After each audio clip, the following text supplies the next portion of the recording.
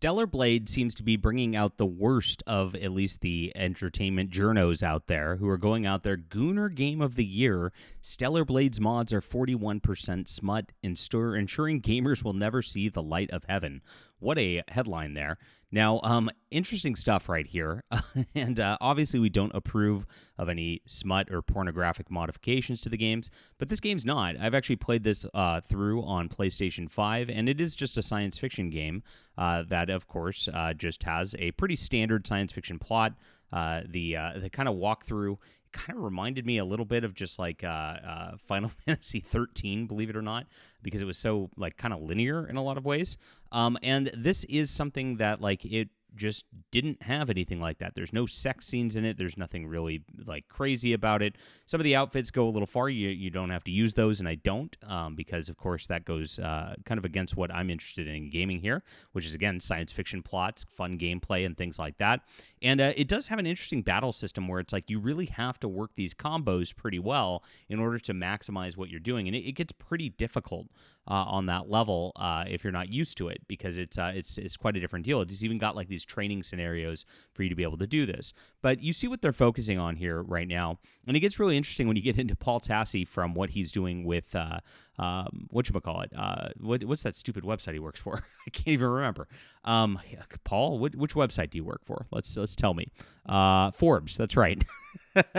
It gets even crazier as they start to like denigrate this as like Asians are playing this, like that's a bad thing. And it goes to show how mask off these people are, because what it is all about, and I've said this before, is they hate white people, and they view Asians, ironically, as white people, and so they're not the modern audience that's supposed to see this. Now let's get into both of these here right now, and let's see about this. As I said, everybody's pretty much enjoying Stellar Blade. It's moved 3 million sales, and of course, it's had a peak Steam concurrent this weekend of close to 200,000 on this level. And again, this game doesn't have any weird sex scenes in it, nothing like that. So you don't have that kind of thing in it. And you don't have what Kingdom Come Deliverance 2 and all the other games that get shilled for in it. And that seems to be why they're upset with it, I guess. It just like the character looks pretty, and that's a bad thing. And that's what they want to push here. So please hit the like, subscribe button, join us. I played Stellar Blade. I liked the science fiction element of it, and I liked what they were doing with it. And of course, I'm a big science fiction writer myself. I write multiple novels. I've got 20 plus books, guys. If you like science fiction, I want you to join my newsletter. You get 3 free books for signing up, a sci-fi novel, a fantasy novel, and a full graphic novel. And that way I get to stay in touch with you. I have some awesome new releases I want you in on when these come out soon. I've got beautiful, beautiful, beautiful storytelling that you are going to absolutely love. If you like my thoughts on gaming and culture, just check it out, guys. Support our channel. I've got Amazon store in the description below as well. So if you want to check things out right now and support us, we're here as well. Thanks for being here. All right, let's look at this article. It's pretty interesting. Like I said, this game doesn't have any smut in it, and that's pretty interesting on that level. Some of the outfits go a little crazy, like I said, but they don't really push anything like that. And so the storyline has nothing to do with that, and if you've played it all the way through, you understand this. And so naturally, they want to try to denigrate the game and just say there's like nothing to it other than modding these sorts of things. Now, every freaking game has these kinds of mods on there. This is not unique to Stellar Blade at all. You can go into Elder Scrolls and get these kind of modifications into these games, and these smut mods have existed on every single game forever. I don't condone them. I'm not interested in them. I don't want to promote them or anything like that, but trying to like paint this as this is what's happening with this game and that's what's going on, and that's why people are playing this game is really disingenuous by PC Gamer, because it only exemplifies exactly what, again, their narrative says. If this wasn't something that happened with every single game out there, especially games with female leads in it, you would then, of course, like look at this and go, okay, there's something different going on here. But that's the selective journalism that, of course, somebody like PC Gamer always does. And so you see this right here, giving everyone a chance to do whatever this game is actually about. Unfortunately, no one knows what that is. The entire discourse is about the main character's butt.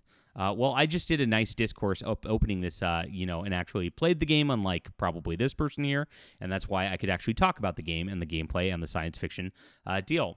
And that is why, of course, PC Gamer, maybe that's what you're focused on, and you're trying to project what we're supposed to focus on this right here. And here's there's only 234 mods. We're not talking a lot of them. 96 of them are marked as adult, as what it says. And yeah, like I said, we don't really promote that kind of thing here. Not interested in that. But again, this is something that happens with every single game. So it's disingenuous journalism. And also, then there you get into this. This is a pretty crazy thing, as Paul Tassi kind of goes mask off right here and says, the curve is interesting, as you can see just how Asia-focused it is. Primetime gaming in the West is pretty much at its daily low point, is what he says, when it's reaching its all-time peak of 183,000 concurrent players, beating out Dragon Age, beating out all these other games, because, of course, people are interested in this game. Now, this is pretty crazy stuff right here, and notice what he says here. He then says, tweet screenshot prevention. I'm not saying this is bad. Yeah, I'm not. It's all Asian. That's how this isn't real Western gamers playing this kind of thing. You can see Wukong all over again. Why does this need to be pointed out? Who cares who's playing where? The point is people are playing. Do Asian gamers not count for some reason? More Asian neglect?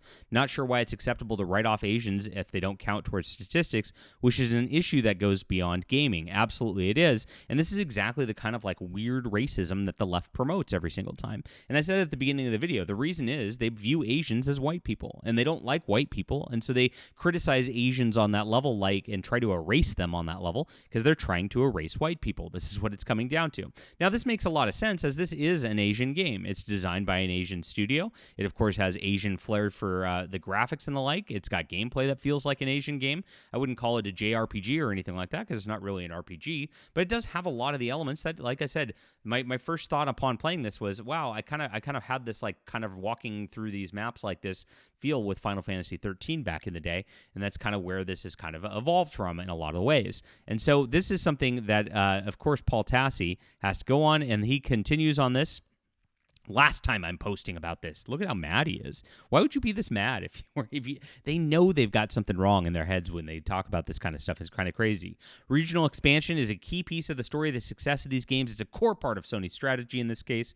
They have stated it explicitly. Suggesting it's being brought up for any other reason is ridiculous. I don't think it's ridiculous at all, because again, you go back to Wukong, like this person was saying, like they tried to denigrate that game because of who the player base was. They tried to go after it. And this is like, you see the pictures of like the way that the left and the access media is going after this game. You saw PC Gamer's disingenuous post right here. You see Paul Tassi's disingenuous post right here.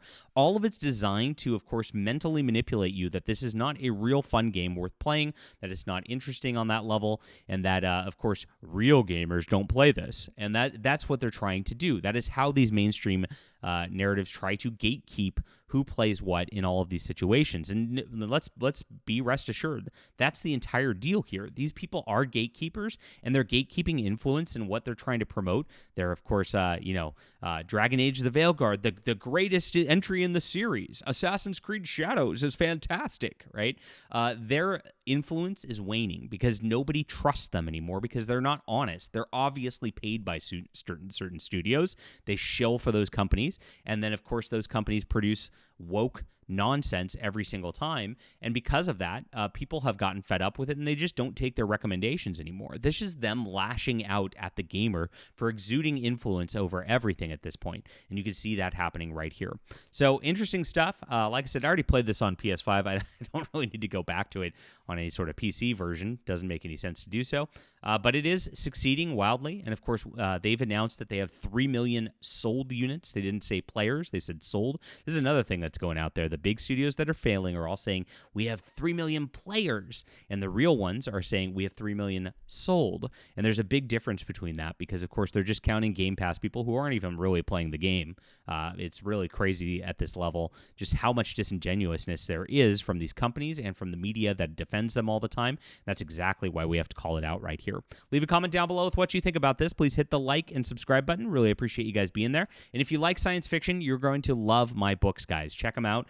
Grab my newsletter in the description below. I have an awesome trilogy I can't wait to get out to you. It's going to be so much fun this summer. Really appreciate you all for signing up and being here. And please check out my Amazon store in the description below if you want to check those out now and read some books. Got them all on audio as well. We'll be back soon.